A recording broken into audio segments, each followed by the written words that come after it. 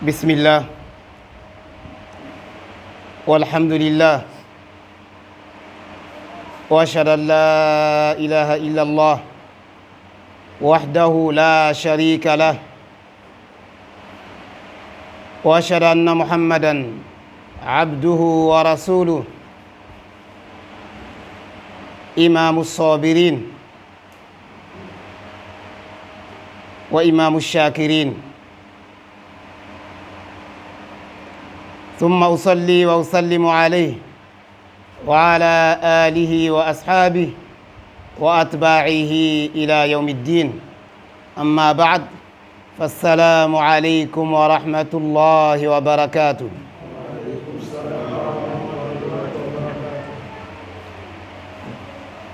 Chers frères en islam, nous avons loué Allah, prié sur son messager, sa famille, ses compagnons et sa communauté. Et après la salutation qui est considérée comme adoration, comme notre frère l'a dit, Zango, Inch'Allah, on doit échanger ce soir-là sur l'endurance et ses merveilles. Et on demande à Allah subhanahu wa ta'ala de nous accorder sa grâce pendant ce laps de temps-là et qu'Allah met dans notre balance. Qu'Allah nous donne aussi une bonne compréhension. Chers frères en islam, l'endurance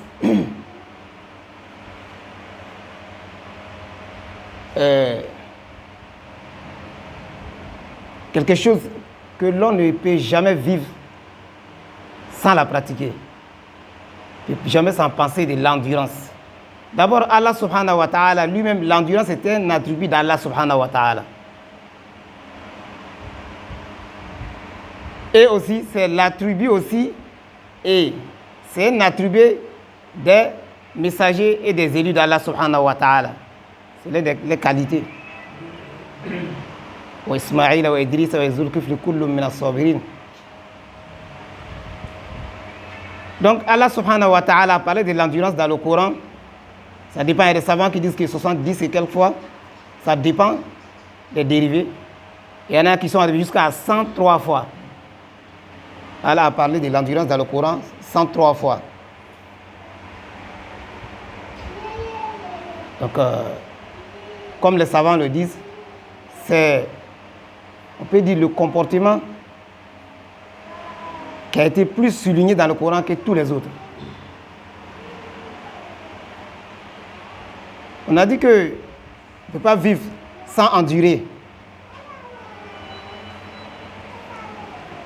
Quiconque veut réussir dans ce bas monde doit endurer. Qui veut réussir dans l'au-delà, il faut endurer. Raison pour laquelle il y a des savants qui considèrent l'endurance comme la monture de la réussite.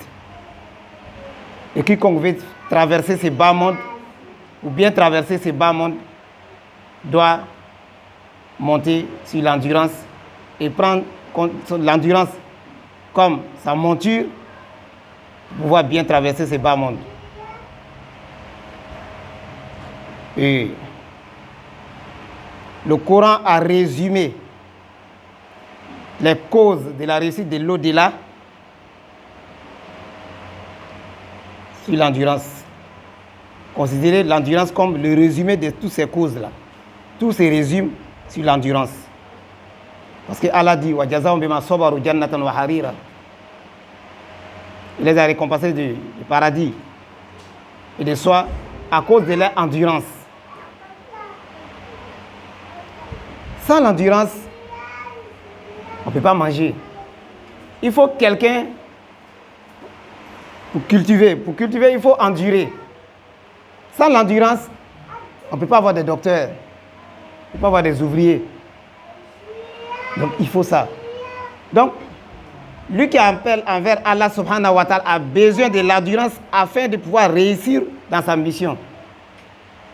Tu n'as pas la patience, tu n'es pas endurant, tu ne peux pas pardonner, tu ne peux pas tolérer, tu ne peux pas réussir dans ta mission. L'éducateur a besoin de l'endurance.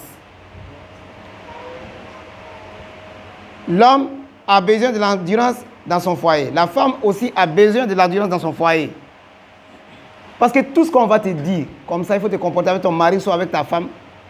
Si tu n'es pas endurant, tu ne peux pas pratiquer ça. Parce que Allah gère son monde comme il le veut. Allah nous a fait savoir dans Surat al-Anbiya, les messagers, وَنَبْلُوكُمْ بِالْخَيْرِ وَالشَّرِّ fitna. Ça, c'est inévitable dans ce bas monde-là. Allah dit qu'il va nous tenter avec le bien comme le mal. Oui.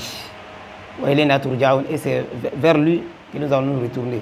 Donc, il faut te dire que la richesse, c'est une tentation. Allah t'a donné cet argent-là pour voir si tu peux lui reconnaître et t'abstenir de le désobéir dans ce qu'il t'a donné.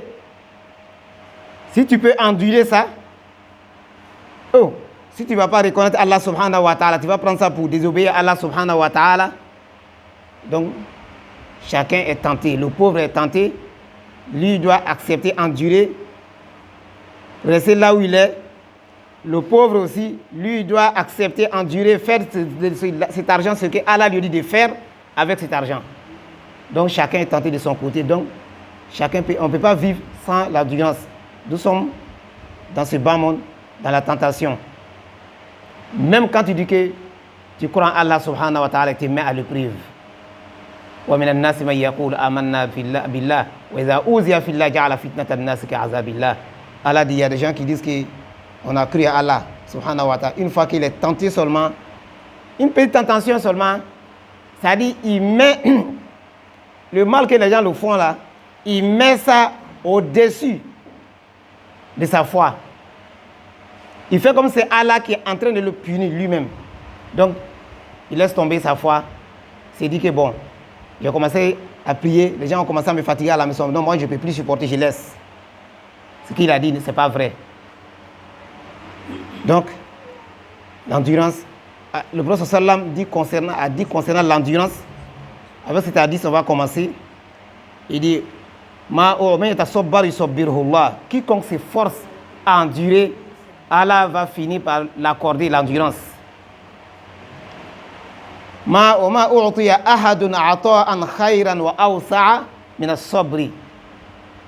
Rasul dit, après la foi, la santé, Allah n'a jamais fait don à quelqu'un, un don qui est équivalent à l'endurance.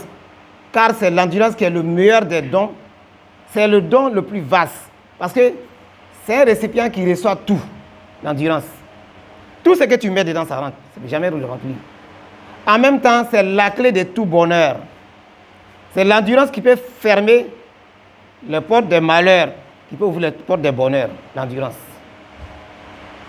Donc le prophète dit que c'est au-dessus de tout. Il faut ça. Donc, tes chances de réussir dépendent de ton endurance. Un élève qui veut réussir, il doit prendre le courage pour apprendre.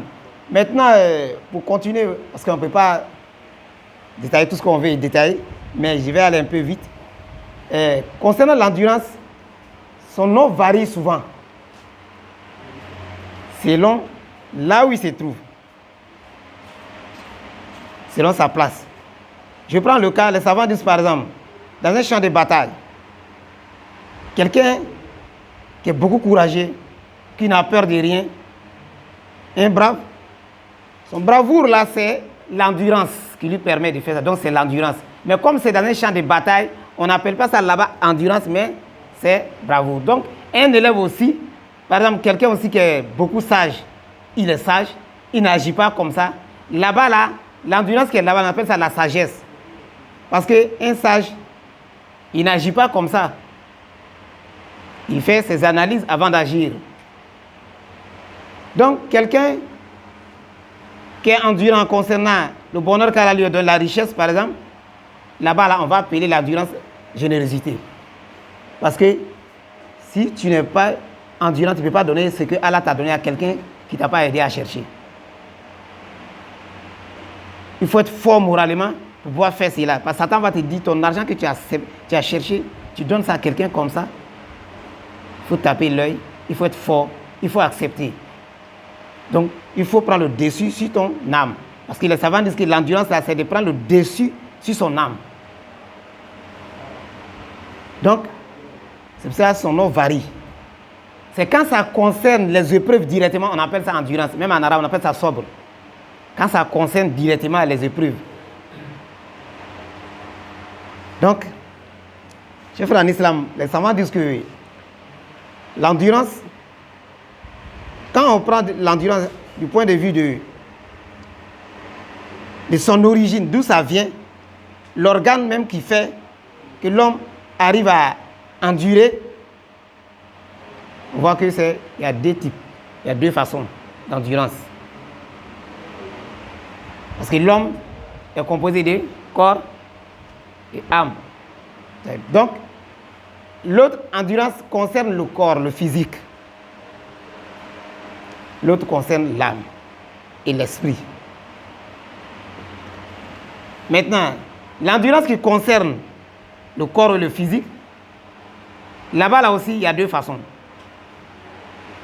Souvent, tu as le choix d'endurer physiquement. Souvent, tu n'as pas le choix. L'exemple, tu as le choix d'endurer, l'exemple de ça, on dit quelqu'un qui prend le courage pour soulever un bagage qui est lourd. Il a le choix, s'il veut, il peut le laisser. Hein. Mais il a pris son courage, il a fait son choix, il a pris le bagage qui est lourd. Maintenant, l'autre où tu n'as pas le choix, tu as mal à la dent, tu veux, tu ne veux pas. Douleur là, quelqu'un ne peut pas prendre ça à ta place. Là, tu n'as pas le choix. Ça concerne le physique. Là, maintenant, et l'esprit, c'est la même chose. Souvent, tu as le choix, souvent, tu n'as pas le choix. On dit l'exemple de ça, Youssouf alayhi salam, la femme l'a provoqué. Il pouvait agir. Mais, il n'a pas agi. C'est à cause de quoi? Sa foi. Sinon, il pouvait agir. Donc, l'autre côté aussi, tu vas te trouver dans ce bas monde, toi tu es pauvre, ou soit tu es quelqu'un défavorisé, mais Allah a déjà fait. Donc, tu n'as pas le choix. Tu es obligé d'accepter ça. Donc, les savants disent que ces deux types-là, la majorité des gens, ça dit pratique laisse les deux autres. Pourtant, les deux autres là, nous sommes associés avec les animaux dans ça. Concernant le physique, l'animal, il endure physiquement. Oui. Il endure physiquement. Mais est-ce qu'il a raison? Est-ce qu'il raisonne? Donc, la majorité des gens peuvent endurer physiquement, comme les sportifs là. Ils endurent. Mais est-ce que c'est une adoration? Même l'animal peut le faire. Ça là, c'est bon, mais ça n'a pas trop de valeur. Le côté moral là, le matériel là, c'est ça qui compte. C'est là-bas on voit ta foi. Tu as le choix de désobéir à Allah, mais tu prends le dessus sur ton âme. Tu ne désobéis pas à Allah subhanahu wa ta'ala. Sinon l'autre, tout le monde peut le faire. Mais les gens sont départagés où? De l'autre côté. Donc, ça concerne ça veut dire l'origine même de l'endurance. Ça veut dire où ça commence. Soit c'est par côté physique, ou soit par âme. Si on quitte de ce côté-là maintenant, chef en islam, on vient prendre l'endurance parce que ce n'est pas à tout moment il faut endurer. Hein. Ce n'est pas à tout moment il faut pardonner. Ce n'est pas à tout moment il faut accepter. Oui.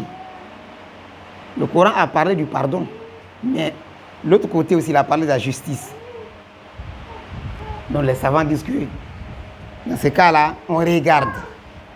L'endurance là, ça concerne quoi? Si on regarde, mais soit la chose que l'endurance concerne, ça peut être quelque chose qui te concerne toi. Ça te concerne. Ça peut être quelque chose qui concerne quelqu'un d'autre. Donc, si ça te concerne, toi seul, on regarde maintenant si ça concerne quelque chose l'accomplissement de quelque chose qui est obligatoire, c'est obligatoire que tu endures. Ça, c'est obligatoire. Pour prier, ce n'est pas facile. Tu vas dire comme c'est difficile, bon, vraiment, je n'ai pas le courage. Non. Il faut que tu endures, il faut prier, c'est obligatoire. Là, c'est obligatoire, il faut que tu pries. Maintenant, si ça concerne l'abandon de quelque chose qui est interdite, c'est obligatoire aussi que tu abandonnes. Il faut endurer ça. Ah, vraiment, l'alcool, là, vraiment, c'est pas facile. Hein, moi, il faut endurer ça. C'est pas facile, mais il faut le faire. Là, c'est obligatoire. Parce que comme on n'a pas vu de commencer, il y a beaucoup de détails, mais je vais bien canaliser ma parole pour qu'on puisse sortir avec quelque chose. Donc, si on quitte là, on vient, on regarde. L'endurance qui te concerne là, ce que tu veux faire là, si c'est quelque chose qui n'est pas obligatoire, on a dit qu'il y a l'obligatoire, c'est quelque chose de surrogatoire, on regarde, l'endurance là aussi, c'est surrogatoire. Tu fais, tu as tes mérites. Tu n'as pas fait, tu n'as pas de péché. C'est comme les jeunes de jeudi, etc. Il faut endurer pour le faire. Donc, là, tu le fais, tu as tes mérites. Tu ne le fais pas, il n'y a pas de problème. Maintenant, si ça concerne, on a déjà parlé du haram, quelque chose qu'il faut abandonner, c'est le haram. On quitte là, quelque chose qui est détesté, ce n'est pas haram, mais c'est parce que le haram, il a son petit frère qui est makruh. C'est-à-dire quelque chose que quand il laisse, tu as le mérite, et que quand tu fais, tu n'as pas de péché. Mais on souhaite que tu laisses la chose. Quand tu laisses la chose, Allah te donne les mérites. Et quand tu l'as fait, tu n'as pas de péché. Donc, quelqu'un t'a chifflé, tu peux rendre ton coup. Tu laisses, ça c'est mustahab. Ça c'est mustahab. Maintenant, tu es en train de prier, il y a des gestes que toi tu dois laisser, parce qu'il y a des gestes qui sont interdits. Il y a des gestes qui sont obligatoires. Il y a des gestes aussi qui sont surrogatoires. Il y a des gestes aussi qu'il faut laisser, c'est mieux. C'est comme, si tu as été piqué par un insecte, tu es là, tu peux gratter. Mais quand ça déborde un peu, ça devient un peu makruh. C'est quand ça dépasse maintenant, ça peut gâter ta prière. Donc lui, il est là, il est proche de haram, mais ce n'est pas interdit. C'est ce qui veut dire que quand ça dépasse, il peut aller là-bas. C'est comme le mustahab, lui aussi surrogatoire. Quand lui, ça dit, il dépasse, il peut, ses mérites-là peuvent atteindre le mérite de ce qui est quelque chose qui est obligatoire. Donc au milieu maintenant, il y a ce qui est libre. Donc, tu endures, tu n'endures pas, ça dépend de toi. Je veux consommer thé, je ne veux pas, je laisse, je fais. Est-ce que c'est adoration? Tu consommes thé, tu as mérite. Tu n'as pas consommé, tu as mérite. Là, c'est l'intention maintenant qui travaille là. Les choses qui sont libres là, c'est ton intention qui agit là, qui départage les choses là. On dit c'est l'intention qui met la différence entre l'habitude et l'adoration. Ce qui transforme l'habitude en adoration. J'aime bien m'habiller, ça c'est naturel. Et rien va te dire que moi, vraiment le mensonge, même naturellement je n'aime pas. Mais il ne laisse pas le mensonge parce que Allah l'a interdit, mais parce que lui n'aime pas le mensonge. Il n'a pas de mérite. Il n'a pas de péché aussi. J'aime m'habiller naturellement. Je n'ai pas de péché, je n'ai pas de mérite. Mais comme je suis musulman, je vais m'habiller pour que les gens sachent que l'islam là, on peut s'habiller aussi. Là, maintenant, c'est devenu adoration. Je vais dormir, me reposer, afin que je puisse lire le Coran après. Ton repos là, ton sommeil là, se transforme automatiquement en adoration. Donc, l'endurance, quand ça te concerne, mais quand ça concerne quelqu'un d'autre, les savants disent que là, il y a problème. Je n'ai pas envie de manger, oui. Mais on n'a pas envie de manger, là, il y a problème. Là, il y a problème. Les savants disent que l'exemple de ça, quelqu'un qui dit que, affaire de femme, la nuit, lui, il adore Allah beaucoup, lui, il n'a pas trop le temps, il lit beaucoup le Coran. Les savants disent que si ça arrive si ta femme te dit qu'elle a besoin de toi, c'est obligatoire que tu coupes ta prière là, tu vas régler son problème. Ça là, il faut endurer. Parce que l'endurance que tu as là, tu dis que je peux lire le Coran jusqu'au matin là, tu n'as pas mis à sa place. Parce que là, ça touche l'intérêt de quelqu'un d'autre. Oui. Si l'endurance là menace l'intérêt de quelqu'un d'autre, l'endurance là peut devenir désobéissance même, automatiquement. De même que l'endurance aussi, comme on l'a dit, quand ça touche l'intérêt des autres, quelqu'un, toi, tu sais que vraiment, il a commencé à semer le panique un peu partout. Il agresse les gens partout. Toi, tu l'as attrapé. Il est devenu dangereux. Il y a quelqu'un d'autre qui l'a attrapé avant toi, ils l'ont laissé. Ils l'ont plusieurs fois relâché. Donc, il est habitué à ça. Toi, maintenant qu'il l'a attrapé, les savants disent que si tu le laisses, il va avoir le courage pour continuer. Donc là, on ne doit pas le pardonner. La sagesse, là, c'est de ne pas le pardonner. C'est pour ça que l'islam ne t'oblige pas à pardonner les gens, mais on regarde le résultat. Parce qu'il est habitué. On n'arrive plus à le maîtriser. Il s'est dit quoi? À chaque fois, quand on met le bras sur lui, on le laisse, on le relâche. Donc maintenant, toi, il ne faut pas dire comme Allah dit, ah, on n'a qu'à pardonner les gens. Non, non, les savants disent, là, Allah parle de la justice. Allah qui est le tout miséricordieux, il a l'enfer. Parce que le pardon, là, va l'encourager à continuer ce qu'il fait. Donc on dit, là, toi, même si tu l'aimes, tu dois le punir. Il a besoin de punition, afin qu'il puisse arrêter ce qu'il est en train de faire. Parce que l'intérêt des autres est menacé. Donc quand ça te concerne toi-même, c'est ça. Mais en te concernant aussi, il y a des limites. Il y a des limites. Si ça arrive à un certain niveau où ça peut t'empêcher à accomplir ton devoir, tu ne dois pas endurer. Ils disent, l'exemple de ça aussi, quelqu'un il refuse de manger, il continue, jusqu'à il arrive à un certain niveau maintenant, il n'arrive plus à voir la route, il n'arrive plus à prier. Là, on te dit maintenant, il faut manger. Arrête, il faut manger. Parce que comment tu vas prier? Les gens viennent te saluer, tu n'arrives plus à les répondre.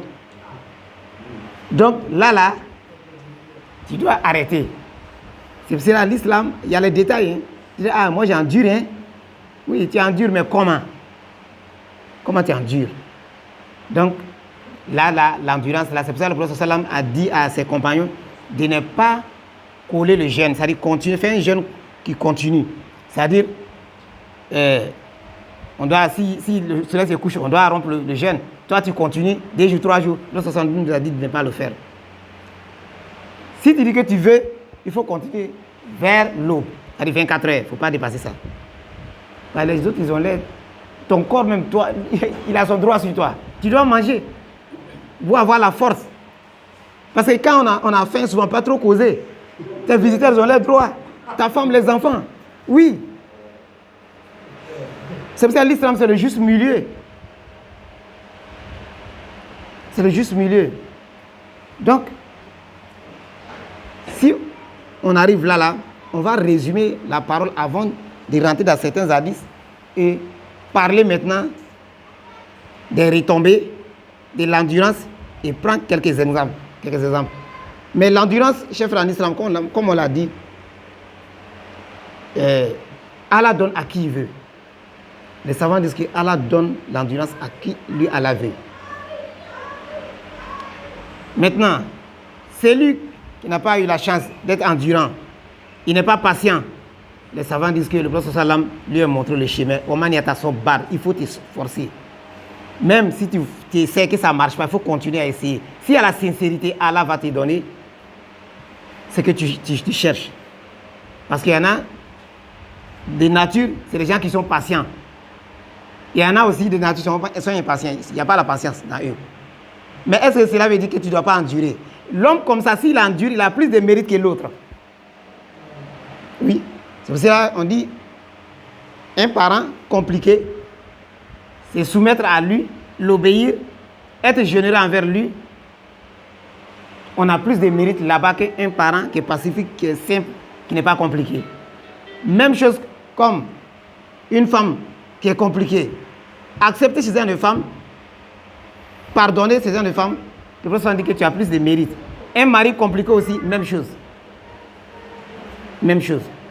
Raison pour laquelle le prophète il a dit que les faibles qui sont dans la société, généralement, c'est à cause de ceux-là, Allah nous aide. Donc, tu peux avoir un parent compliqué, il te fatigue. Peut-être, à cause de lui, comme tu endures là-bas, chaque fois il te fatigue, Allah en train de te donner des ouvertures. Quand tu vas arrêter, tu vas voir que les portes vont commencer à se fermer devant toi. Oui. Donc, l'endurance qu'on a besoin, chers frères en islam, c'est l'endurance qu'il faut au moment qu'il faut, à la place qu'il faut. Parce qu'il ne faut pas endurer, accepter, pardonner pendant qu'il est tard. Hein. Non, non, non. On te dit, ton enfant est mort, tu dis que tu ne peux pas accepter. Après, tu as tout fait, rien n'a marché, tu es allé voir les charlatans, après tu dis que mais la savary. Non, trop tard. Oui, trop tard. Il faut endurer au moment que c'est difficile, c'est compliqué, c'est pas facile. On va vous donner les exemples. C'est pas un miracle. L'être humain a la capacité d'endurer. Donc, il faut endurer au bon moment. Et puis, il faut être sage dans ton endurance. Oui, il faut être sage dans ton endurance. Parce qu'il y en a qui disent qu'ils ont enduré. Après, il est là et dit, non, si ce n'est pas parce que les gens m'ont demandé pardon, là, je ne peux pas te laisser. Mais ça va là. Toi, tu parles de ça. Une fois que tu dis que tu as laissé tomber, tu as enduré, tu as accepté, laisse. Parce qu'en parlant de ça, tu commences à diminuer tes mérites. Oui, parce que l'endurance qu'on parle là, c'est l'endurance qui est considérée comme adoration. C'est pour cela qu'on dit que tu as besoin de l'intention. À cause d'Allah, je pardonne. À cause d'Allah, j'accepte. À cause d'Allah, je tolère. À cause d'Allah, j'endure. Parce que là, quand c'est comme ça, l'endurance là, il est illimité de capacités. Wallahi. Il n'a pas... Rien ne peut l'arrêter. C'est pour ça qu'il y a un savant qui dit que l'endurance, il est comme un cavalier qui ne fait... C'est-à-dire qui ne s'arrête jamais. Rien ne peut l'arrêter. C'est ce que Ibn Qayyim a dit. Que c'est Allah même qui a fait l'endurance comme ça. Donc, tu as besoin de l'endurance pour pouvoir supporter tout ce qui va venir dans ce bas monde-là, que toi tu considères comme un fardeau, bagage, tentation, tout peut rentrer dans l'endurance. Mais il faut savoir endurer. Voilà.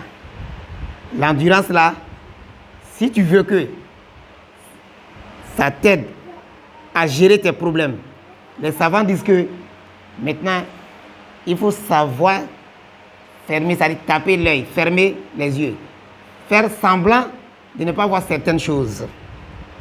Il y a un savant qui dit que, ça dit, 99% des cas sont réglés par ça. Tu m'as insulté, je n'ai même pas écouté. Est-ce que je veux parler? Si je parle et que je ne témoigne pas, tu vas me frapper. Oui. Mais et si je ne parle pas, ça va faire quoi? C'est ça le problème. C'est-à-dire, il faut taper l'œil. Les Quraysh, ils avaient pour habitude dénigrer le prophète sallam. Au début, ils insultaient. Après, ils ont changé. Ils ont commencé à renverser son nom. Comme Mohammed veut dire, quelqu'un qui est lué, c'est-à-dire, donc, ils ont renversé.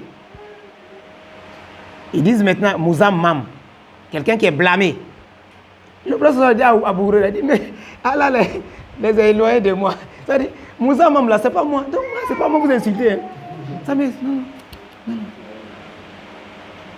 Si tu dis que tu vas regarder partout, où comment on appelle, Luqman a dit à son fils, Iza kunta bayna nas, fahfaz lisanak. Iza kunta fi bayti nas, fahfaz aynak. Quand tu es chez les gens, il ne faut pas regarder partout. Quand tu es au milieu des gens, ta langue là, il faut contrôler ta langue. Tous les élus d'Allah, même dans le Coran, et tous, ils ont parlé de l'endurance. Ils ont donné ça comme conseil à les enfants. Même Luqman, c'est ce qu'il a dit à son fils. Il faut endurer, il faut accepter. Parce qu'on dit avec l'endurance là, avec la patience, c'est-à-dire, Allah t'éclaircit beaucoup de choses. Si tu ne te presses pas, tu vas voir beaucoup de choses. Tu vas comprendre beaucoup de choses. Mais tant que tu te presses, beaucoup de choses vont t'échapper. C'est pour cela qu'on dit dans un foyer, si les deux ont pu mettre ça en pratique, généralement, ça dit beaucoup de choses seront évitées. Ah, c'est pour ça qu'il y a un savant qui dit que lui, il a fait une découverte là. Il dit, lui, ça c'est sa découverte. Hein. Il dit, quand ta femme parle, que tu es là, tu te concentres, tu fais... Mais j'ai mal fait. Tu commences à t'accuser toi-même. Tu ne parles pas. Hein. Tu écoutes tout. Une fois qu'elle finit là, il n'y a plus rien parce qu'elle a déchargé tout. Après, elle va faire quoi? Mais si tu parles, elle va répondre. Vous allez finir par... Voilà. Donc si tu ne parlais pas, ça te fait quoi? C'est comme ça. C'est comme un savant. Toi, tu es un savant. Il y a un élève là-bas qui commence à te contredire, il fait les vidéos pour parler sur toi. Les savants disent que lui, il faut l'ignorer. Donc il faut savoir ignorer. On ne peut pas ignorer si on n'est pas endurant. C'est ce qu'il veut dire. Il faut ignorer. Ça va t'aider à régler beaucoup de choses. Parce que souvent, il y a des ennemis que Allah transforme en amis après. C'est pour ça qu'il faut savoir se contrôler. Il y a des amis aussi qui peuvent devenir ennemis demain. Donc il faut se contrôler. C'est pour ça Allah, c'est ce qu'il a dit à tous les messagers. Et ces messagers, c'était les qualités. Tous les messagers d'Allah, ils étaient endurants. Nous, alayhi salam, 950 ans, en train de parler d'Allah subhanahu wa ta'ala. Est-ce que c'est petit? C'est pas petit. Si tu n'es pas endurant, tu ne peux pas le faire. Tu vas dire quoi? Ah Dieu, bon, c'est la même, ce n'est même plus la peine. Hein? Mais il faut endurer. Donc, pour bien endurer, on dit qu'il faut être sage dans l'endurance. C'est-à-dire, c'est de le faire au moment que tu dois le faire. Il faut endurer au moment où tu dois endurer. Quelqu'un, il t'a parlé mal devant les gens. Toi, on te considère comme imam. Tu as enlevé ton habit, tu as fait palabre. Après, déjà là-bas, là, même si les gens viennent après, tu dis que non, il t'ai pardonné. Là, mais c'est fini. Hein? Ça, c'est fini déjà. Le moment que tu as enlevé ton habit pour faire palabre là-bas. Voilà. Donc, c'est pour cela qu'il faut être endurant. Il faut être endurant. Il faut accepter. Quand tu acceptes, wallahi, tu ne peux jamais faire échec. Comme on l'a dit, c'est-à-dire l'endurance que l'islam considère comme endurance. Et l'endurance aussi qui est positive, comme on l'a dit. L'endurance positive. C'est-à-dire qu'il ne faut pas endurer et puis faire du tort aux autres. Il ne faut pas endurer, tu fais toi-même du tort. Voilà. Donc, on a éliminé tout ça. On dit la bonne manière, c'est d'endurer au moment qu'il faut. Et maintenant, endurer à cause d'Allah. Parce que si tu n'endures pas à cause d'Allah, arrivé à un certain niveau, tu vas craquer. Oui. Quand on endure, on pardonne, on encaisse, et qu'on ne le fait pas à cause d'Allah, arrivé à un certain moment, on craque. Raison pour laquelle Allah a parlé de ceux qui endurent, de ceux qui avalent leur colère. Mais quand tu avales, tu endures, tu pardonnes, bon, tu as avalé, ça y est là-bas, mais tu n'as pas effacé. Un jour, ça va exploser. Donc, c'est pour ça Allah dit, si tu avales, il faut pardonner, il faut l'effacer. Il faut effacer. C'est pour cela qu'on a une fois dit là qu'il y a un père qui a dit à son fils, qui venait de se marier, il lui a dit que bon, cherche-moi une feuille, c'est un crayon, avec gomme, viens, il est venu, il dit écris ce que tu veux. Son fils a écrit ce qu'il voulait, il a rempli la feuille, il dit efface, il a effacé. Il dit écrit, il dit ah, écrit quoi de écrit? Il a écrit, il a rempli la feuille, il dit efface, il a effacé. La troisième fois, il dit écrit, il dit ah non, il dit non, il faut écrire. Il a écrit, il dit efface, il a effacé. Il dit mais la feuille est toujours vierge ou bien c'est rempli? La feuille est toujours vierge. Il dit pourquoi? Parce que tu es en train d'effacer. Donc, il dit donc toi et ta femme, effacez chaque fois les erreurs. Même quand tu vis avec quelqu'un, il faut effacer. C'est pour cela qu'il faut être endurant, il faut être patient. Là, tu deviens grand. Parce que quand tu endures là, même Satan, il te craint. Ton ennemi même te respecte. Oui. Oui. Donc pour laquelle Allah subhanahu wa ta'ala dans le Coran, concernant leur mérite, parce qu'il va rester là, concernant leur mérite, il y a des savants qui ont fouillé, qui disent que Allah les a accordé 4 mérites, et c'est 8, plutôt. 8 mérites que Allah a réservés pour ceux-là, les endurants. C'est-à-dire, les 8 mérites là, dans ce bas monde et dans l'au-delà. Allah dit, Tous ceux qui lisent le Coran, ils le savent. Inna Allah ma sabirin. Tout le monde sait ça. Même quand il y a parlé d'Inna Allah ma sabirin. Allah est avec les endurants, les patients. Mais Allah est avec eux comment? Les savants disent que, parce que le fait que Allah soit avec son serviteur, il y a deux façons. Il y a ce qui est général. Ça couvre toutes les créatures. C'est-à-dire, le savoir d'Allah couvre toutes les créatures et son pouvoir. Ça, c'est général. On ne parle pas de ça. Ça, là, ça n'a pas de valeur. Ça ne dépend pas de toi. Mais l'autre, maintenant, qui est spécial, ça concerne les élus d'Allah. Allah a parlé de ceux qui méritent ça dans le Coran. Il y a les craintifs, il y a les bienfaisants, il y a les endurants. C'est là, ils méritent l'assistance d'Allah. Donc, Inna Allah ma sabirin veut dire, ceux-là, Allah est avec eux par son assistance. Il les assiste, il les aide. Si Allah t'aide, qui peut te vaincre? Quelqu'un qui est aidé par Allah, il peut faire échec? Il ne peut pas. Il peut faire échec. Donc, ils ont l'assistance d'Allah subhanahu wa ta'ala, l'aide d'Allah ici-bas et dans l'au-delà. Donc, c'est des gens qui arrivent à réaliser certaines choses souvent qui est inimaginable quand Allah est avec quelqu'un. Tu as vu? Donc, Wallah yuhibbu sabirin. Allah, l'amour d'Allah. Allah dit que lui, Allah aime les endurants. Tout ce qu'on fait là, qu'est-ce qu'on fait ça pourquoi? Pour que Allah nous aime. C'est à cause de l'amour d'Allah. Parce que Allah t'aime déjà, c'est fini. Tout ce que tu veux là, il te donne. Les endurants aussi. L'endurance fait que Allah t'aime. Donc, il y a ça. Après cela, il y a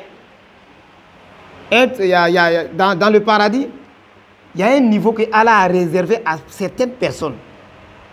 Il y a des maisons que Allah a réservées pour certaines personnes. Ce n'est pas pour tout le monde. C'est là, c'est les endurants. Ghurufat. Dans le paradis, là-bas encore, ça n'a rien à voir avec les autres coins du paradis. Ça, c'est pour les endurants. Quatrième, les endurants là, leur mérite chez Allah subhanahu wa ta'ala, c'est-à-dire n'a pas de fin, c'est-à-dire c'est illimité. Allah les donne en abondance, c'est-à-dire Allah dit lui Allah même les donne, parce que quand tu dis subhanallah une fois, Allah te donne 10 mérites. Après Allah multiplie 70, 700 fois jusqu'à ce que ça augmente. Mais concernant l'endurance, Allah n'a pas dit de quantité. Il n'y a pas de quantité pour le mérite de l'endurance. C'est lui-même il donne. C'est-à-dire, toi, il faut prendre ça. Ça, c'est l'endurance seulement qui donne ça. Maintenant, cinquième, Allah dit, les endurants, on doit les annoncer les bonnes nouvelles chaque fois parce qu'ils vont finir par réussir, par avoir ce qu'ils veulent. Donc, c'est des gens qui doivent s'attendre à la bonne nouvelle. Donc, ça, on trouve ça où dans Surat al-Baqarah. Wabashir sabirin, annonce la bonne nouvelle. Bon. Déjà, c'est des gens, ils ne doivent pas perdre espoir.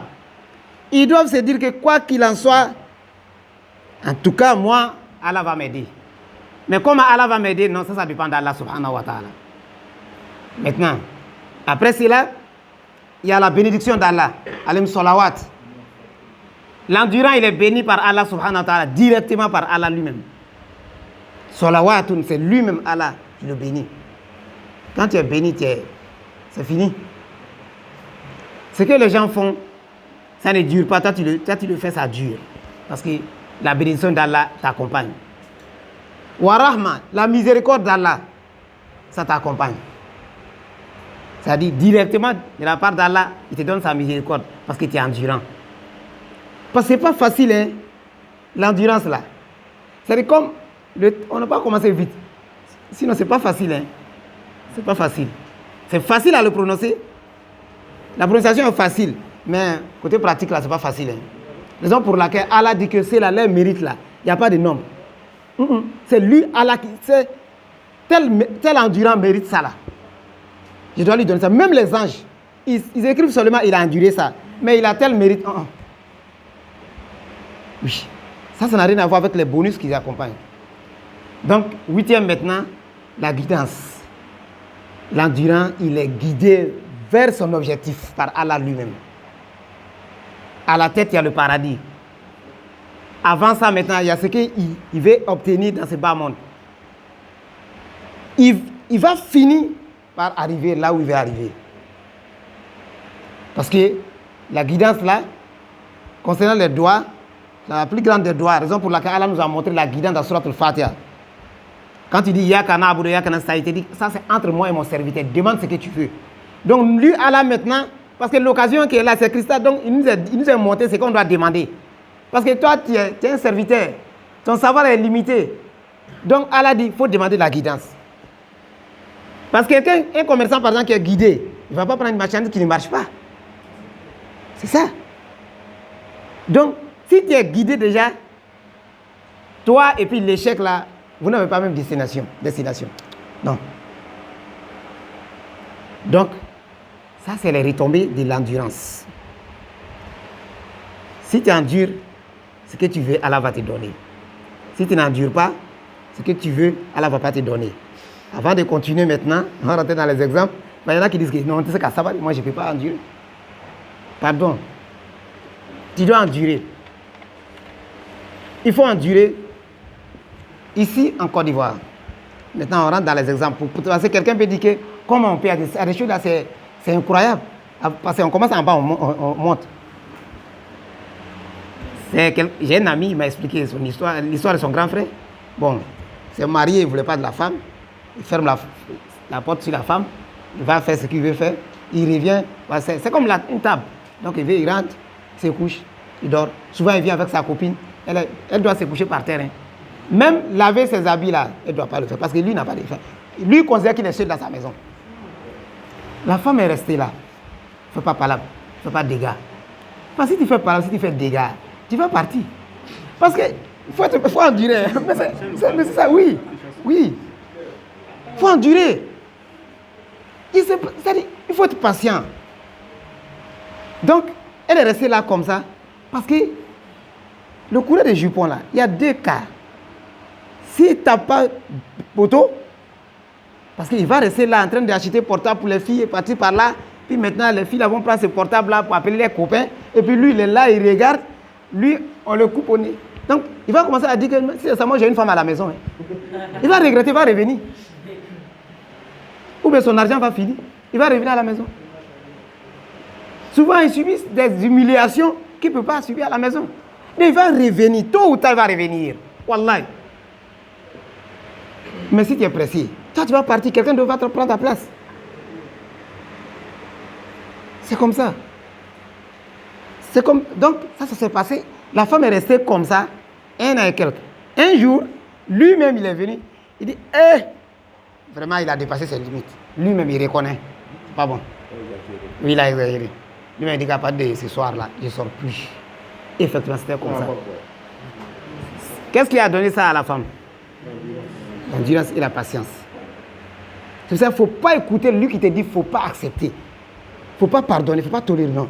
Sauf si tu as justifié, comme on l'a dit, il y a des moments, il ne faut pas endurer. Il ne faut pas tolérer, on ne parle pas de ça. Mais lui qui te donne conseil, genre de conseil, il ne veut pas ton bonheur.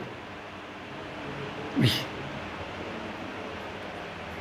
Alors, quand on est célibataire, là, c'est pas facile. Hein? Ah, lui qui t'a dit de laisser ton... Oui, non, c'est pas facile. Donc, il faut te mettre à leur place pour connaître leurs souffrances. Donc, je monte un peu rapidement.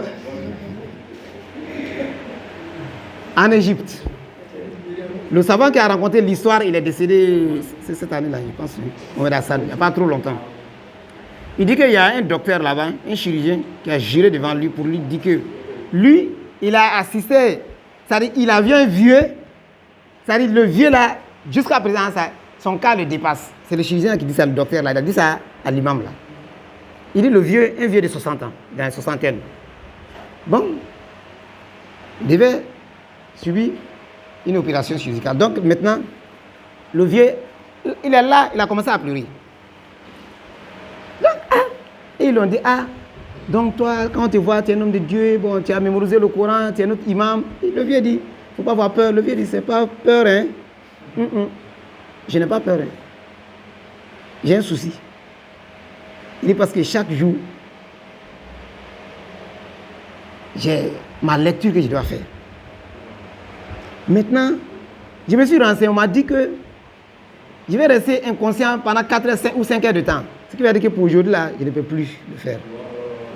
Il dit donc ça là, je ne peux pas, c'est pas facile pour moi. C'est un engagement entre moi et Dieu. Le vieux, tu lis combien? Il dit le tiers du Coran. Donc chaque 3 jours, je dois finir le Coran. Chaque 3 jours. Le vieux de 60 ans. Il est comme ça depuis toujours. Maintenant, il dit bon, mon fils, je vais te demander une chose, si c'est possible. Pardonnez, accordez-moi 1 heure. 1 heure, je vais commencer à lire le Coran. Une fois qu'on arrive à 1 heure de temps, celui qui doit se charger de l'anesthésie, il n'a qu'à venir faire son travail. Le vieux commence. 1 heure de temps, on vient.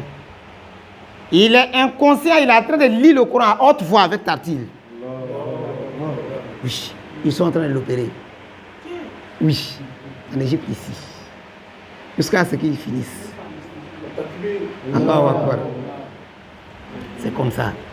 Il a enduré avec le Coran, ça l'a transformé parce que c'est le cœur qui contrôle le corps. Son cœur là, il est en train de travailler. Son cœur est trop fort. Il est assisté par Allah subhanahu wa ta'ala. Il a la bénédiction d'Allah subhanahu wa ta'ala. Il a la miséricorde d'Allah. Donc, c'est-à-dire son cœur fonctionne. Donc, sa langue est en train de faire son travail.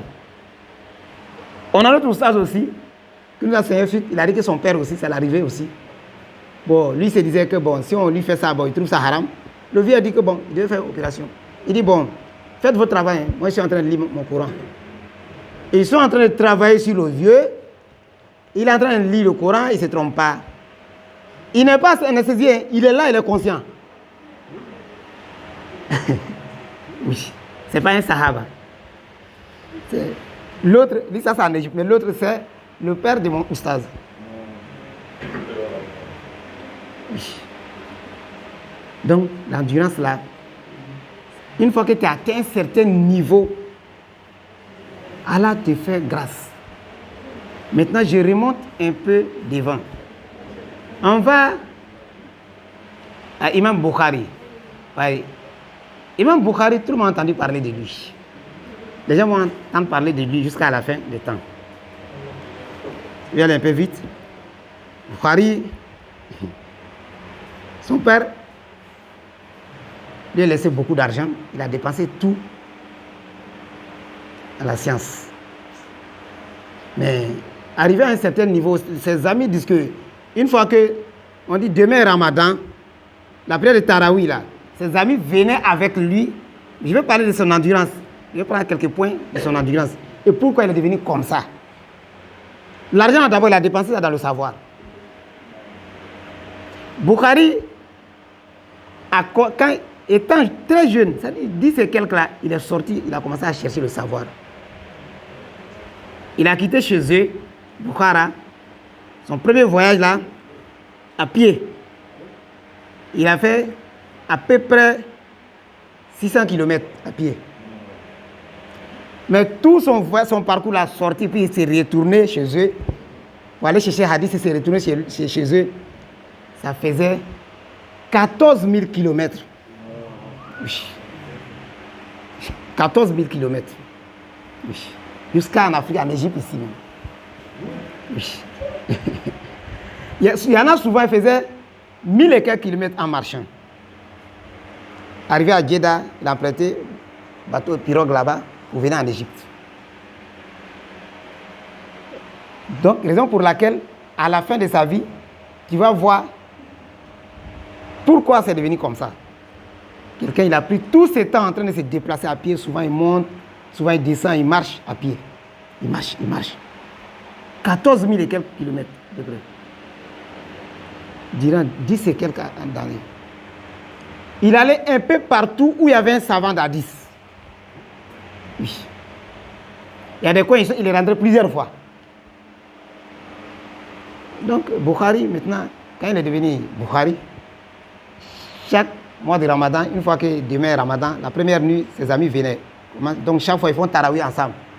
Mais chaque Tarawi, dans chaque rakat, prenait 20 versets. En tout cas, il finissait le Coran avant la fin du mois de Ramadan. Mais il ne faudrait pas qu'on pense aussi que c'est obligatoire, Tarawi, il faut que tu finisses le Coran. Lui, son endurance, c'est pas fini. Ça, c'est Tarawi. Vers la fin de la nuit, à l'aube là, il lisait le tiers du Coran. Donc, ça dit 3 jours, ça dit 3 l'aube, il finit le Coran. Ça n'a rien à voir avec Tarawi. C'est pas fini. Dans la journée, il finissait tout le Coran chaque jour. C'est-à-dire, c'est comme 30 fois dans le mois, on ajoute peut-être 10 fois. 10 fois là, ça fait 41.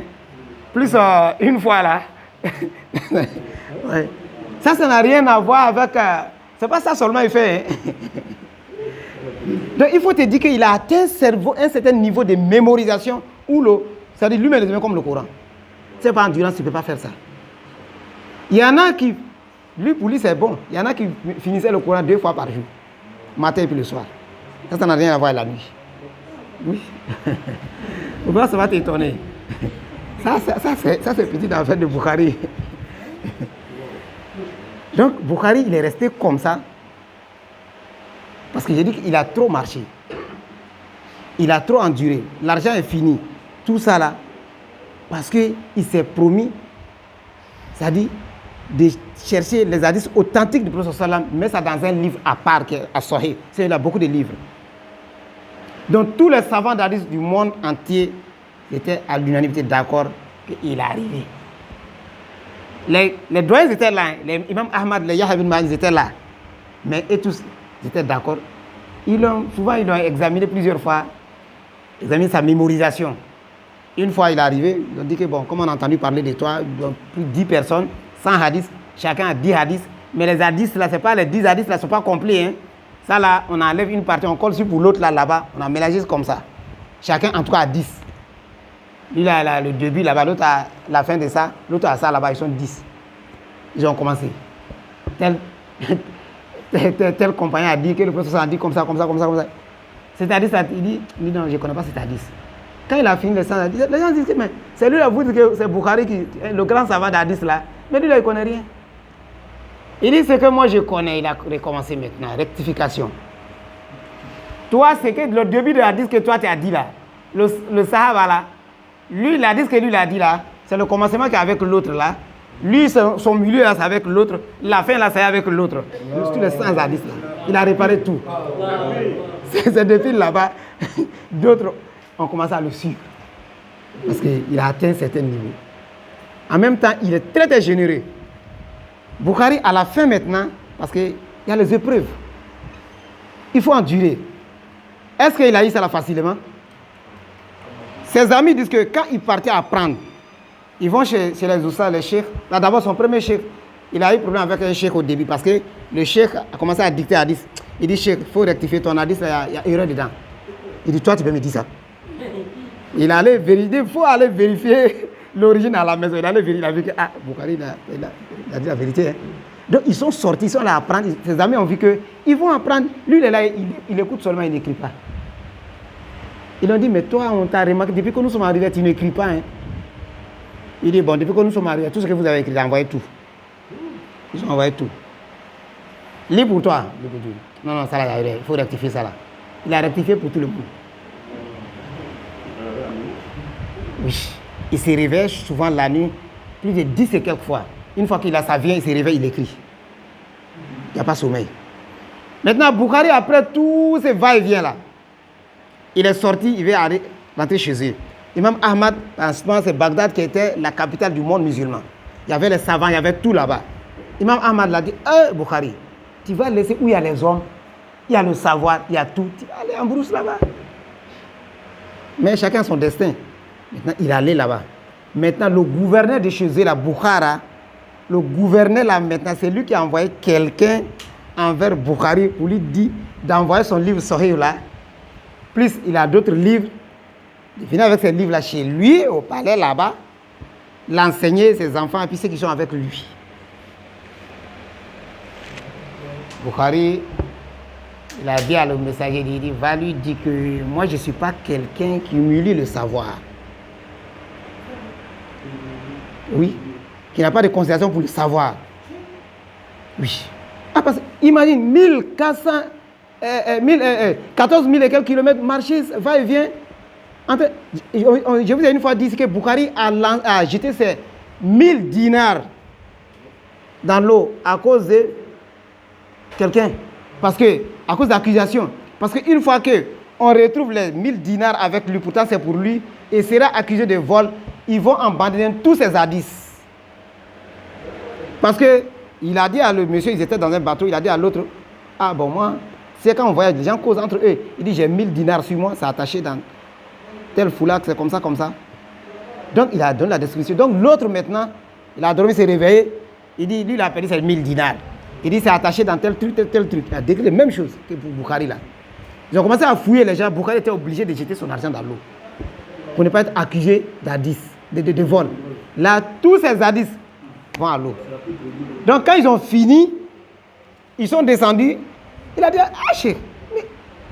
Donc, attends, où sont tes dinars? Parce que un dinar, c'est à peu près 4 grammes là-bas d'or. Il faut évaluer ça maintenant. Donc, Bukhari dit que non, j'ai rejeté ça dans l'eau. Il dit, ah, imam, tout ça là. Il dit non, il dit, j'ai pris tout mon temps, toute ma vie en train de chercher les hadiths du prophète sallam. C'est ma crédibilité qui est en jeu. Je préfère jeter mon argent que mon honneur. C'est ça, il ne faut pas tout le temps chercher raison. Il faut sauver ton honneur. Oui. Donc, Bukhari lui a dit, moi, je ne suis pas quelqu'un qui n'a pas de considération pour le savoir. Va lui dire ça. Si j'ai quelque chose qu'il a besoin, qu'il se déplace, il vient me trouver à la mosquée comme tout le monde, il n'a qu'à venir apprendre là. Moi, je ne suis pas quelqu'un qui se promène avec le savoir devant la porte des gens pour chercher les gens avec. Non. Je ne suis pas de ces gens. Non, il faut lui dire, comme c'est lui le gouverneur, il a le pouvoir. S'il veut, il peut m'empêcher d'enseigner les gens. Mais s'il m'empêche d'enseigner les gens, je vais prendre ça comme argument pour aller chez Dieu, pour dire qu'il était prêt à transmettre le message, mais il m'a empêché. Il va lui dire ça. En tout cas, moi, je ne peux pas aller avec mon savoir là-bas. Déjà, il y avait beaucoup d'hommes qui étaient contre lui déjà, parce qu'ils l'ont beaucoup fatigué. Il a beaucoup souffert de la jalousie là. Donc, le type, maintenant, c'était son ami, maintenant, c'est devenu un problème. Il a commencé à fatiguer. Quand il y a un problème avec le gouverneur, là, c'est un problème. Les choses sont devenues difficiles, compliquées pour lui, jusqu'à il est tombé malade. Étant malade maintenant, chez eux, là, il y a un coin, on appelle ça Samarkand. Ceux qui sont là-bas, ils ont envoyé quelqu'un lui dit de venir chez eux, ils vont l'héberger, il va rester avec eux. Parce que quelqu'un comme lui, comme ça, là, on ne peut pas le traiter comme ça. Bon, Bukhari, il s'est levé. Il y en a qui disent que 20 pas à peu près. Il voulait monter sur sa monture. En même temps, les choses ont basculé dans sa main. Ils l'ont attrapé. Il les a dit, laissez-moi, je suis devenu un peu lourd. C'est là il a transpiré, il est mort et puis il a transpiré. Fort. Parce que le prophète sallam dit que le croyant meurt avec les sueurs. Donc il a transpiré fort. Mais avant de mourir, quand il a dit, laissez-moi, il a fait quelques doigts. Puis, il est mort. Mais il y en a qui disent que, comme l'autre l'avait trop fatigué, il avait déjà demandé à Dieu de prendre son âme.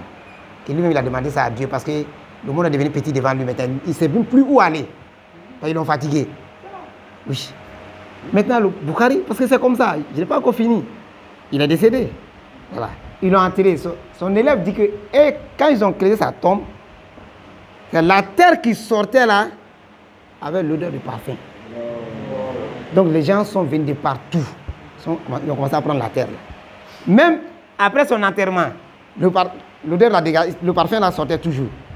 Les gens, jusqu'à eux-mêmes sont venus maintenant, ils ont protégé le coin. C'est pas l'endurance, qu'est-ce qui lui a donné ça?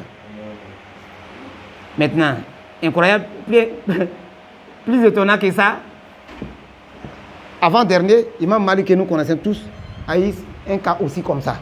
Il a été fouetté jusqu'à déboîter sa main.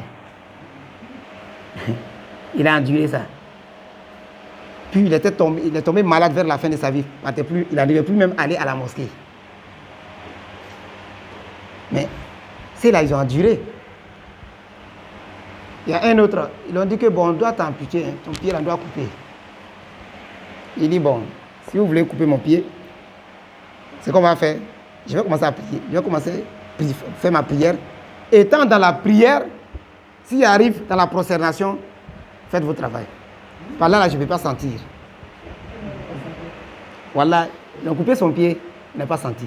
Même Bukhari, j'ai résumé, même Bukhari même. Un jour, là, après la prière des jours, il était en train de faire sa prière surrogatoire. Il a duré dans la prière. Maintenant, quand il a fini, il a dit à un, soulève mon habit, il faut regarder mon corps.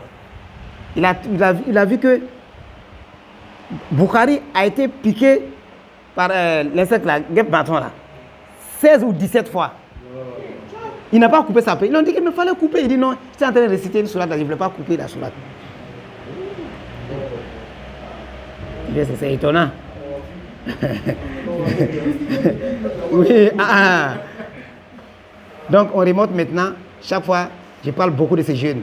Un jeune sahaba, il est très jeune, Habib bin Zayd.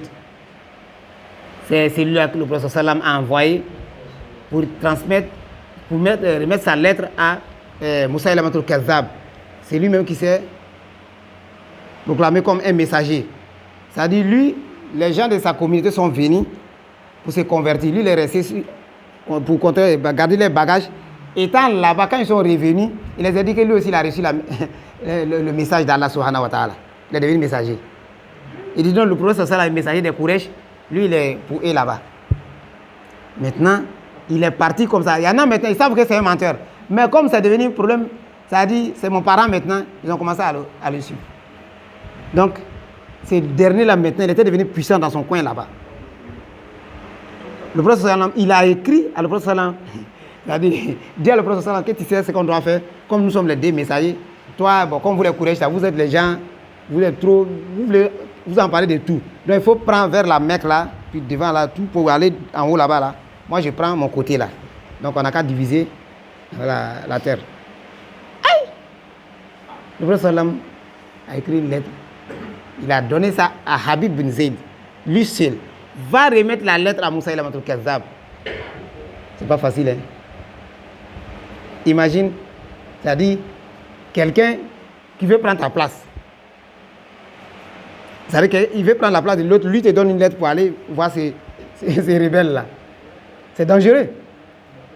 Habib bin Zayd allait remettre la lettre du prophète sallam à Musaylamatul Kazzab. Il s'est énervé. Pourquoi le prophète sallam l'appelle envers Allah? Lui, il s'est repenti et venait envers Allah. Donc, il a ordonné à ce qu'on garde l'autre là-bas. Pourtant, tout le monde sait que les messagers, ils n'ont rien. Mais lui, il a violé les règles. Maintenant, il a rassemblé sa communauté. Plus de 10 000 et quelques personnes. Il appelle le jeune. Viens, envoyez-le. Enchaîné. Lui-même, il n'arrive pas à supporter les chaînes là. Il vient lui faire arrêter devant tout le monde. Il dit, il faut témoigner. Est-ce que tu témoignes que Mohammed est le messager d'Allah? Il dit, oui, je témoigne fermement que le Mohammed sallam est le messager d'Allah. Il dit, c'est bien. Devant tout le monde. Il dit, est-ce que tu témoignes que je suis le messager d'Allah? Il dit, pour toi là, je ne reconnais pas ça. Et puis je n'ai même pas bien entendu. Il dit, est-ce que tu témoignes que le Mohammed est le messager d'Allah? Il dit, oui, je témoigne que c'est le messager d'Allah, son prophète. Il dit, est-ce que tu témoignes que je suis le prophète et le messager d'Allah? Il dit, pour toi. Il a répété encore. L'autre, il répète même réponse. Il a ordonné à ce qu'on commence à couper sa chair un peu. C'est une question. S'il répète la même chose, on coupe un peu. Oui, une partie de son corps. Wallah. Chaque fois quand il dit que, est-ce que tu témoignes que je suis messager d'Allah?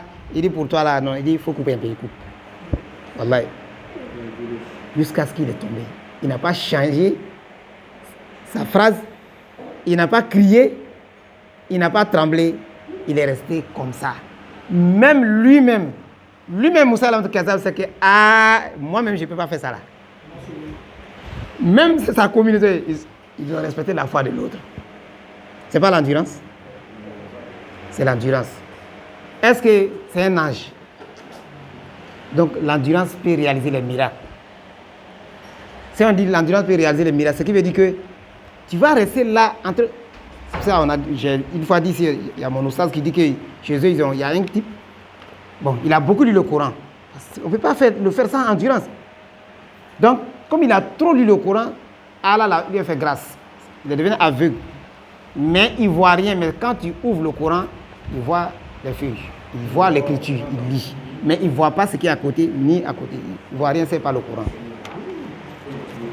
C'est pour cela qu'il faut endurer. Si tu n'as pas l'endurance, la patience, tu ne peux jamais réussir. Si tu es un élève, tu vas toujours faire échec. Tu es un mari, tu vas toujours faire échec. Éducateur, tu vas toujours faire échec. Tu es femme, tu vas toujours faire échec. Tu es quelqu'un qui fait la dawa, tu appelles envers Allah, tu vas toujours faire échec. Toi, tu vas te presser.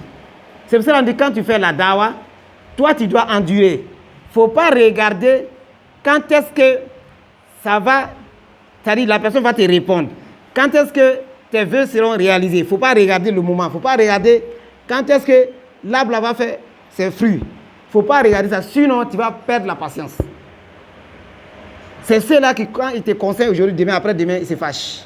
Ils disent, toi, il faut continuer. Le reste, ça ne t'appartient pas. Ça n'engage qu'à Allah. L'autre là, c'est pour Dieu.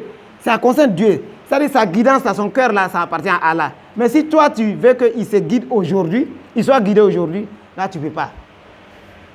Donc, l'endurance permet à l'homme de bien voir les choses. C'est pour cela que le prophète sallallahu dit que l'endurance est comme une lumière. Parce que si tu ne te presses pas, tu endures, tu regardes très bien, il y a beaucoup de réalités, tu vas savoir. C'est comme l'histoire de Sahaba qui a trouvé sa femme dehors. Donc, il s'est précipité, il voulait attaquer sa femme lui a dit non, non, non. Il rentre dedans, il y a quelque chose là-bas. Il rentre dans la maison, il voit que c'est un python qui est là-bas. Lui maintenant, sans chercher à savoir, il a attaqué le python, il a tué le python. En tout cas, lui et le python, on ne sait pas qui est mort entre eux le premier. Il a expliqué à le prophète sallam, il dit bon, il y a des génies à Médine ici qui se sont convertis, qui vont chez les gens souvent. C'est un cas comme ça. Il devait se patienter. Donc, si tu n'as pas la patience, il faut te dire que tout peut t'arriver. Mais si tu es patient, tu peux amortir tous les coups. Le prophète sallam, le jour qu'il est venu, il était seul. Il était seul. Imagine, toi, Allah dit qu'il t'a envoyé. Les gens veulent te tuer, toi tu as peur, tu veux te cacher pour sortir. Tu marches à pied. Pourquoi Allah qui a fait le voyage nocturne avec toi, pourquoi il ne peut pas te faire la même chose pour que tu arrives à Médine?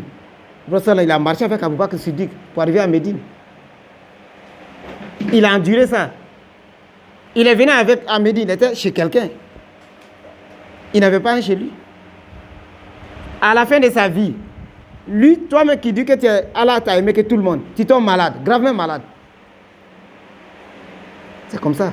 On a une fois parlé de ça ici, on dit, de jeudi jusqu'à lundi, ce n'était pas facile pour le prophète sallam. Il s'est évanoui 3 fois le jeudi. Oui, ce n'était pas facile. Mais il a enduré tout ça. Son souci était quoi? Pour que la communauté soit soudée. Donc, tu ne peux jamais mémoriser le Coran si tu n'es pas endurant.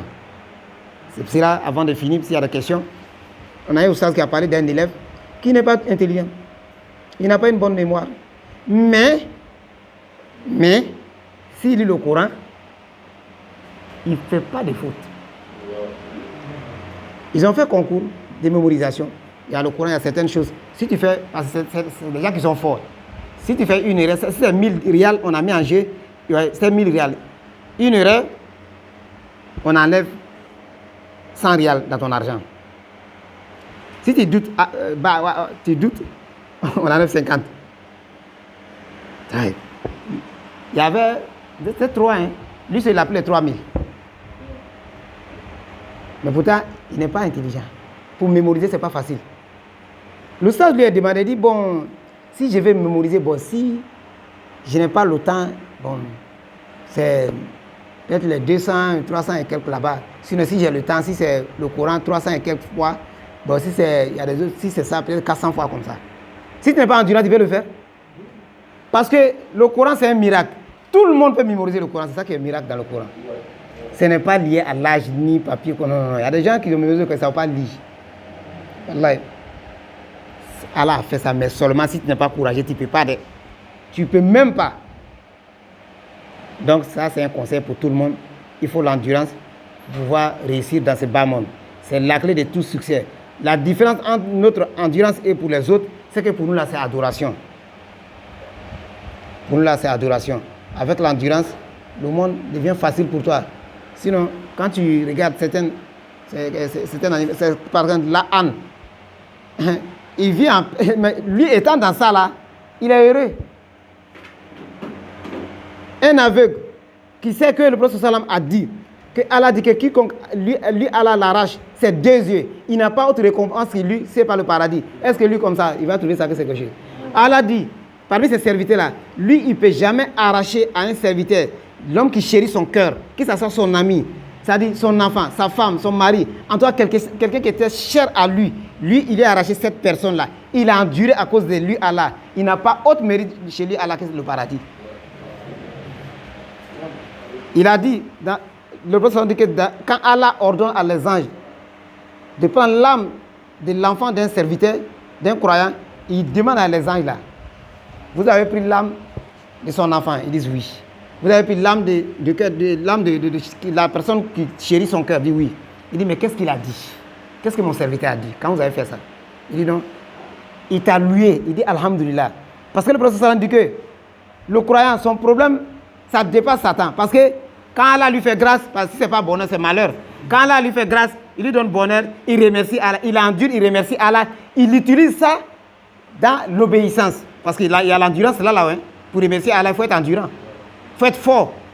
Bon, si c'est le malheur aussi, il endure, Allah lui donne ses mérites. Donc, Satan même ne sait pas comment il va le dérouter. Donc, il remercie Allah parce que c'est Allah qui lui donne l'enfant là. Ça peut être lui-même. Donc, alhamdulillah, Wastarja, et il a dit, Inna lillahi wa inna ilayhi rajiun. Nous t'appartenons, on revient envers toi, Allah. Donc, c'est ce qu'il a dit. Il dit, bon, construisez pour lui dans le paradis une maison et donnez à la maison là le nom que je vais vous donner là, Beitul Hamd, la maison de la louange. Ça, c'est bonus. Ça n'a rien à voir avec les autres qu'on a dit. Donc, quand on regarde tout ça, pour endurer là, le prophète dit que même que ça soit souci, même chaleur, si tu endures à cause d'Allah, ça diminue tes péchés. C'est pour ça qu'il dit, pour finir, le dernier hadith, il dit que si lui, Allah, met un croyant en épreuve, il est malade, il n'arrive plus à sortir, il est couché. Chaque fois quand il se lève le matin, ses péchés sont partis. Et lui, Allah dit que c'est moi, je l'ai accablé sur le lit là-bas. Donc, écrivez ces adorations qu'il faisait pendant qu'il était en bonne santé. Écrivez tout, toujours. Continuez à écrire. C'est pour ça qu'il faut le savoir. Pour bien endurer, il faut savoir, il faut connaître. Ça dit quand le mérite encourage l'homme à endurer. Maintenant, et puis, si Satan te dit qu'il ne faut pas endurer, il faut lui dire, si j'endure, et puis ça fait quoi? Tu regardes l'homme qui est comme toi là, qui a enduré là, ça lui a fait quoi? Si tu es pauvre, l'homme qui est comme toi, qui endure, il vit en paix là, est-ce qu'il est mort? Tu prends exemple sur lui. Tu es riche, tu endures, tu fais la bienfaisance, est-ce que lui qui est riche comme toi là, son argent est fini? Donc tu prends exemple comme ça. Et puis tu demandes à Allah subhanahu wa ta'ala. Et puis souvent tu demandes à les gens les mérites de l'endurance. Surtout il y a des cas qui sont spéciaux comme on dit concernant l'enfant, etc. Tu demandes aux gens à quel mérite. Ça t'encourage plus. Ça t'encourage. Parce que Allah ne fait rien hasard. Wallah. Souvent, tu ne sais pas pourquoi Allah t'a arraché certaines choses. Je prends le cas, nous on voyait la fois dernière. On avait dit qu'on va dans l'ambassade. Les gens ils ont accepté. Demain on doit partir. Les gens de l'ambassade disent que non, c'est pas possible. On n'était pas contents. Tout le monde était fâché. On a cherché les 4x4. On a eu.